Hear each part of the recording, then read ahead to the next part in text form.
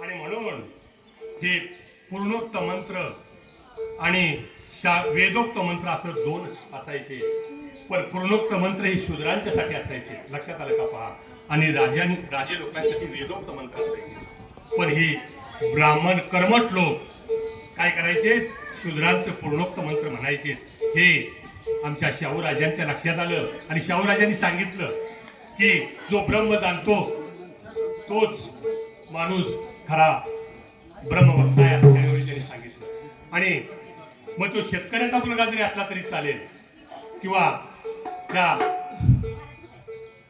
आपल्या 12 पगड जातीतला असला तरी चालेल म्हणून सांगितलं. आणि म्हणून त्या ठिकाणी असं म्हणावं वाटतं मला, अन्याय फार झाला शपथ घेऊ आणि अन्यायाला वाचा फोडी भीमा फुले शाहू. आणि अन्यायाला वाचा फोडी भीमा फुले शाहू. अन्यायाला वाचा फोडी भीमा फुले शाहू. अन्याय फार झाला, अन्याय फार झाला शपथ घेऊन अन्यायाला वाचा फोडी भीमा फुले शाहू. अन्यायाला वाचा फोडी भीमा फुले शाहू. अन्यायाला वाचा फोडी भीमा फुले शाहू.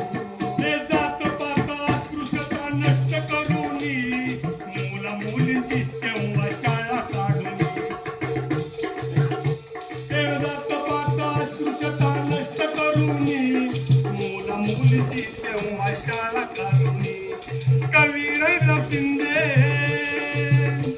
आणि कवी रैला शिंदे म्हणे कीर्ती गाऊ. अन्यायाला वाचा फोडी भीमा फुले शाहू. अन्यायाला वाचा फोडी भीमा फुले शाहू. अन्यायाला वाचा फोडी भीमा फुले शाहू. असं हे थोर पुरुषांचं कार्य आणि त्यांचं नाव आपल्या हृदयामध्ये कोरलंच पाहिजे.